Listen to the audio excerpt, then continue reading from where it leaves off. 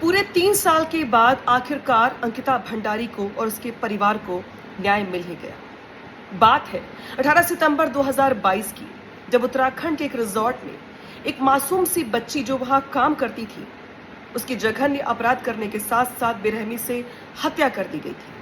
पूरे 3 साल के बाद आज कोटद्वार कोर्ट की ओर से तीनों ही आरोपियों को उम्र कैद की सजा सुनाई गई है। इसी के साथ साथ अंकिता के परिवार को 4 लाख के मुआवजे का ऐलान भी किया गया है। इस पूरे मामले में लंबे समय तक सुनवाई चली, दोनों पक्षों की दलीलें सुनी गई यहां पर, लेकिन 3 साल के बाद परिवार को आखिरकार न्याय दिया गया। अब आपके मन में सवाल खड़े हो रहे होंगे कि आखिर पूरा का पूरा मामला क्या था, अंकिता भंडारी केस क्या था, तो जरा जान लीजिए विस्तार से। उत्तराखंड के वंतारा रिजॉर्ट में काम करने वाली अंकिता, जिसकी उम्र 18 से 19 साल थी, वो अचानक गायब हो जाती है। एक रिजॉर्ट में वो रिसेप्शनिस्ट के तौर पे काम कर रही थी। अगर 1 हफ्ते तक वो गायब होती तो परिवार के लोग परेशान हो जाते हैं।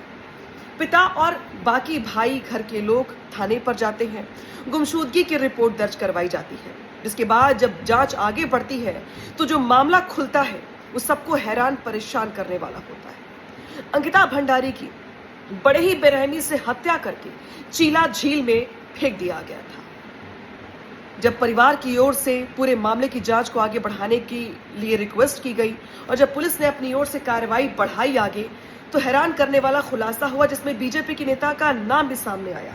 जी हाँ, इस पूरे मामले में जो मुख्य आरोपी है पुलकित आर्य, उसके पिता थे विनोद आर्य, जो कि बीजेपी से जुड़े हुए थे।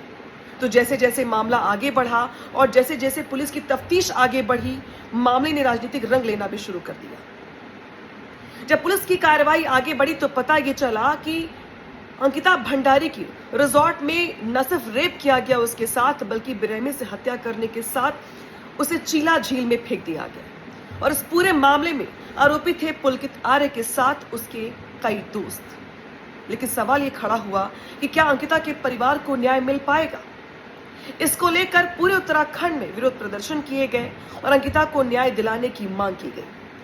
उधर उत्तराखंड के मुख्यमंत्री पुष्कर सिंह धामी की ओर से ये साफ साफ निर्देश दिए गए कि इस पूरे मामले में जो भी आरोपी हैं उन पर कड़ी कार्रवाई की जाएगी, जिसके बाद ये पूरे का पूरा मामला एसआईटी को सौंप दिया गया। एसआईटी ने अपनी ओर से जांच शुरू की और इस पूरे मामले में कई 100 पेज की रिपोर्ट पेश की गई कोर्ट में।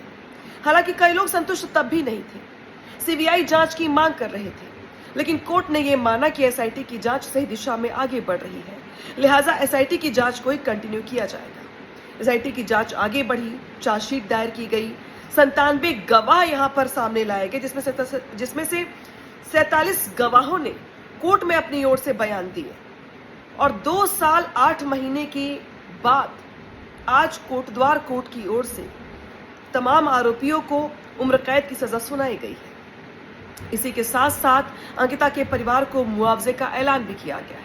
तो वही दूसरी ओर पुलकित आर्य, जिसके प्रभावशाली होने के बाद इस बात की आशंका थी कि अंकिता के परिवार को न्याय मिलेगा या नहीं, अब पुलकित के पिता और परिवार के लोगों की ओर से कहा जा रहा है दरअसल कि उनके पास लीगल ग्राउंड है, वो सुप्रीम कोर्ट भी जाएंगे। लेकिन न्याय की पहली लड़ाई अंकिता के परिवार ने यहाँ पर जीत ली है।